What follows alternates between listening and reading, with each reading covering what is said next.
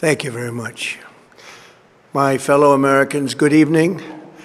Let me begin by congratulating the team at NASA and our brave astronauts on the successful launch of Artemis II. It was quite something.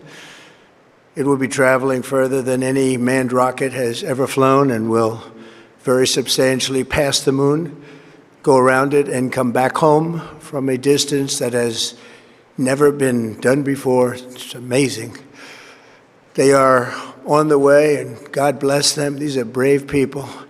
We want to God bless those 4 unbelievable astronauts. As we speak this evening, it's been just 1 month since the United States military began Operation Epic Fury, targeting the world's #1 state sponsor of terror, Iran. In these past 4 weeks, our armed forces have delivered swift, decisive, overwhelming victories on the battlefield. Victories like few people have ever seen before. Tonight, Iran's Navy is gone. Their Air Force is in ruins. Their leaders, most of them terrorist regime they led, are now dead. Their command and control of the Islamic Revolutionary Guard Corps is being decimated as we speak. Their ability to launch missiles and drones is dramatically curtailed, and their weapons, factories, and rocket launchers are being blown to pieces. Very few of them left. Never in the history of warfare has an enemy suffered such clear and devastating large-scale losses in a matter of weeks. Our enemies are losing, in America, as it has been for 5 years under my presidency, is winning, and now winning bigger than ever before. Before discussing this current situation, I also want to thank our troops for the masterful job they did in taking the country of Venezuela in a matter of minutes. That hit was quick, lethal, violent, and respected by everyone all over the world. After rebuilding our military during my first term, we have by far the strongest military anywhere in the world. And now we're working along with Venezuela and are, in a true sense, joint venture partners. We're getting along incredibly well in the production and sale of massive amounts of oil and gas, the second largest reserves on Earth after the United States of America. We're now totally independent of the Middle East, and yet we are there to help. We don't have to be there. We don't need their oil. We don't need anything they have, but we're there to help our allies. Tonight, I want to provide an update on the tremendous progress our warriors have made in Iran and discuss why Operation Epic Fury is necessary for the safety of America and the security of the free world. From the very first day I announced my campaign for president in 2015, I have vowed that I would never allow Iran to have a nuclear weapon. This fanatical regime has been chanting death to America, death to Israel for 47 years. Their proxies were behind the murder of 241 Americans in the Marine barracks bombing in Beirut, the slaughter of hundreds of our service members with roadside bombs. They were involved in the attack on the USS Cole, and they carried out the countless other heinous acts, including the just horrible, bloody atrocities of October 7th in Israel, something that most people have never seen anything like it. This murderous regime also recently killed 45,000 of their own people who were protesting in Iran. 45,000 dead. For these terrorists to have nuclear weapons would be an intolerable threat. The most violent and thuggish regime on earth would be free to carry out their campaigns of terror, coercion, conquest, and mass murder from behind a nuclear shield. I will never let that happen, and neither should any of our past presidents. This situation has been going on for 47 years and should have been handled long before I arrived in office. I did many things during my 2 terms in office to stop the quest for nuclear weapons by Iran first.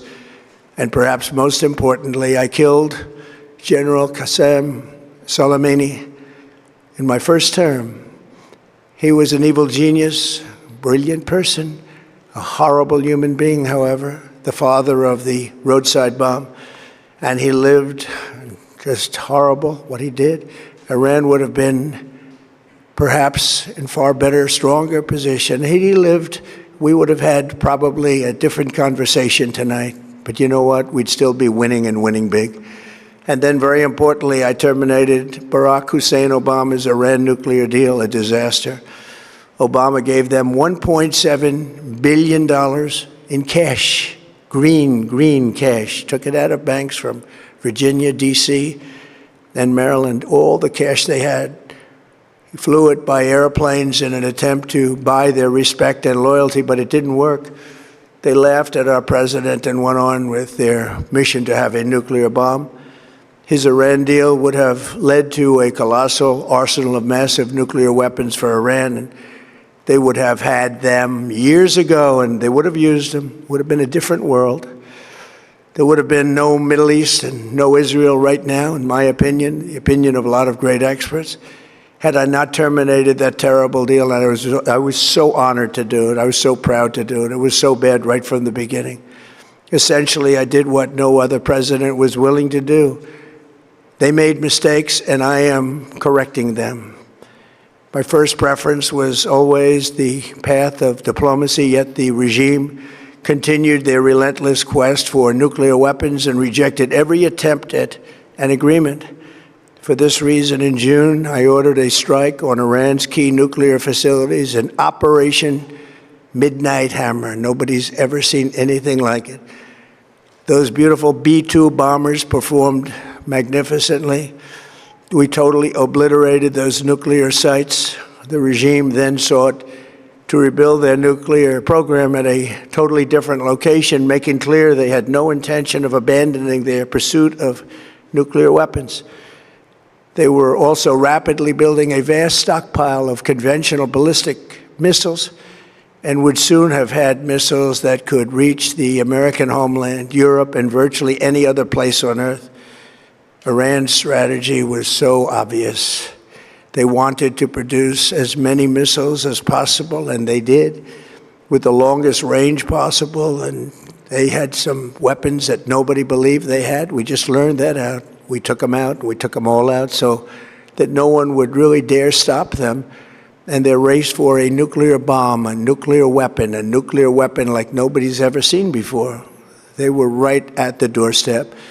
For years, everyone has said that Iran cannot have nuclear weapons, but in the end, those are just words if you're not willing to take action when the time comes.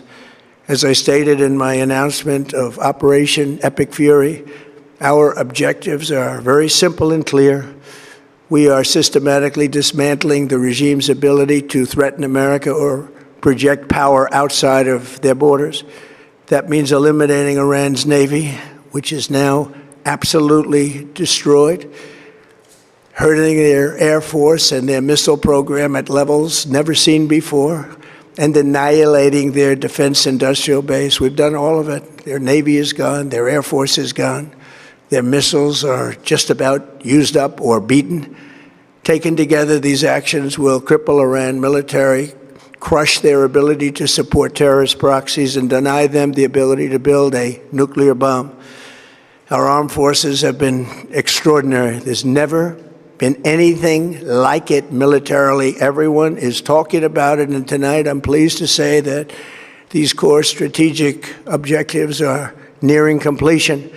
As we celebrate this progress, we think especially of the 13 American warriors who have laid down their lives in this fight to prevent our children from ever having to face a nuclear Iran. Twice this past month, I've traveled to Dover Air Force Base, and it's been something. I wanted to be with those heroes as they return to American soil, and I was with them and their families, their parents, their wives, their husbands. We salute them, and now we must honor them by completing the mission for which they gave their lives. And every single one of the people, their loved ones said, "Please, sir, please finish the job, every one of them.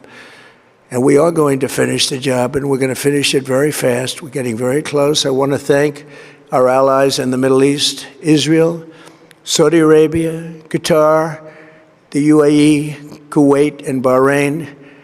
They've been great, and we will not let them get hurt or fail in any way, shape, or form. Many Americans have been concerned to see the recent rise in gasoline prices here at home. This short-term increase has been entirely the result of the Iranian regime launching deranged terror attacks against commercial oil tankers in neighboring countries that have nothing to do with the conflict. This is yet more proof that Iran can never be trusted with nuclear weapons. They will use them, and they will use them quickly. It would lead to decades of extortion, economic pain, and instability worse than we can ever imagine. The United States has never been better prepared economically to confront this threat. You all know that. We built the strongest economy in history. We're going through it right now, the strongest in history. In 1 year, we've taken a dead and crippled country. I hate to say that, but we were a dead and crippled country after the last administration and made it the hottest country anywhere in the world by far, with no inflation, record-setting investments coming into the United States, over $18 trillion, and the highest stock market ever, with 53 all-time record highs in just 1 year.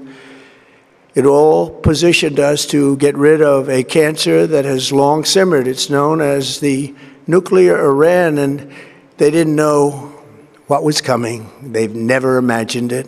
Remember, because of our Drill Baby Drill program, America has plenty of gas. We have so much gas. Under my leadership, we are #1 producer of oil and gas on the planet, without even discussing the millions of barrels that we're getting from Venezuela. Because of the Trump administration's policies, we produce more oil and gas than Saudi Arabia and Russia combined. Think of that, Saudi Arabia and Russia combined. And that number will soon be substantially higher than that. There's no country like us anywhere in the world, and we're in great shape for the future. The United States imports almost no oil through the Hormuz Strait, and won't be taking any in the future. We don't need it. We haven't needed it, and we don't need it. We've beaten and completely decimated Iran. They are decimated, both militarily and economically and in every other way. And the countries of the world that do receive oil through the Hormuz Strait must take care of that passage. They must cherish it. They must grab it and cherish it. They can do it easily. We will be helpful, but they should take the lead in protecting the oil that they so desperately depend on. So to those countries that can't get fuel, many of which refuse to get involved in the decapitation of Iran, we had to do it ourselves. I have a suggestion. #1, buy oil from the United States of America. We have plenty. We have so much. And #2, build up some delayed courage. Should have done it before. Should have done it with us, as we asked. Go to the Strait and just take it, protect it, use it for yourselves. Iran has been essentially decimated. The hard part is done, so it should be easy. And in any event, when this conflict is over, the Strait will open up naturally. It'll just open up naturally. They're going to want to be able to sell oil because that's all they have to try and rebuild. It will resume the flowing, and the gas prices will rapidly come back down. Stock prices will rapidly go back up. They haven't come down very much, frankly. They came down a little bit, but they've had some very good days over the last couple of days. We've done actually much better than I thought, but we had to take that little journey to Iran to get rid of this horrible threat. With our historic tax cuts, where people are just now talking about receiving larger refunds than they ever thought possible, they are getting so much more money than they thought. That's from the great big beautiful bill.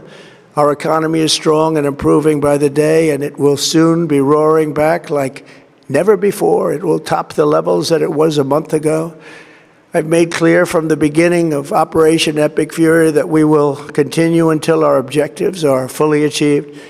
Thanks to the progress we've made, I can say tonight that we are on track to complete all of America's military objectives shortly, very shortly. We're going to hit them extremely hard over the next 2 to 3 weeks. We're going to bring them back to the Stone Ages where they belong. In the meantime, discussions are ongoing. Regime change was not our goal. We never said regime change, but regime change has occurred because of all of their original leaders' death. They're all dead. The new group is less radical and much more reasonable. Yet if during this period of time no deal is made, we have our eyes on key targets. If there is no deal, we are going to hit each and every one of their electric generating plants very hard and probably simultaneously. We have not hit their oil, even though that's the easiest target of all, because it would not give them even a small chance of survival or rebuilding. But we could hit it, and it would be gone, and there's not a thing they could do about it. They have no anti-aircraft equipment. Their radar is 100% annihilated. We are unstoppable as a military force. The nuclear sites that we obliterated with the B-2 bombers have been hit so hard that it would take months to get near the nuclear dust, and we have it under intense satellite surveillance and control. If we see them make a move, even a move for it, we'll hit them with missiles very hard again. We have all the cards, they have none. It's very important that we keep this conflict in perspective. American involvement in World War I lasted 1 year, 7 months, and 5 days. World War II lasted for 3 years, 8 months, and 25 days. The Korean War lasted for 3 years, 1 month, and 2 days. The Vietnam War lasted for 19 years, 5 months, and 29 days. Iraq went on for 8 years, 8 months, and 28 days. We are in this military operation, so powerful, so brilliant, against one of the most powerful countries for 32 days. And the country has been eviscerated and essentially is really no longer a threat. They were the bully of the Middle East, but they're the bully no longer. This is a true investment in your children and your grandchildren's future. The whole world is watching, and they can't leave the power, strength, and brilliance. They just can't believe what they're seeing. They leave it to your imagination, but they can't believe what they're seeing, the brilliance of the United States military. Tonight, every American can look forward to a day when we are finally free from the wickedness of Iranian aggression and the specter of nuclear blackmail. Because of the actions we have taken, we are on the cusp of ending Iran's sinister threat to America and the world. And I'll tell you, the world is watching. And when we do, when it's all over, the United States will be safer, stronger, more prosperous, and greater than it has ever been before. May God bless the men and women of the United States Armed Forces, and may God bless the United States of America. Thank you very much.